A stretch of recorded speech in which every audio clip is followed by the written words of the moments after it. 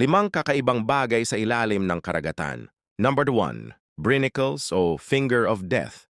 Ito ay mga yelong stalactite na nabubuo sa ilalim ng karagatan sa mga rehiyong polar.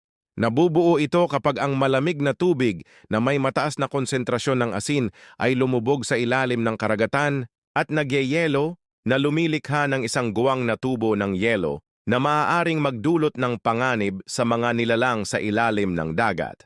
Number 2, underwater crop circles. Ang mga ito ay mga intricate pattern na ginagawa ng mga male pufferfish sa ilalim ng dagat upang maakit ang mga babae.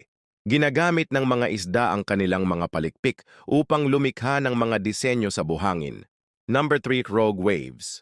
Ito ay mga malalaking alon na maaaring umabot ng hanggang 80 feet ang taas at maaaring magdulot ng malaking pinsala sa mga barko at istruktura sa dagat.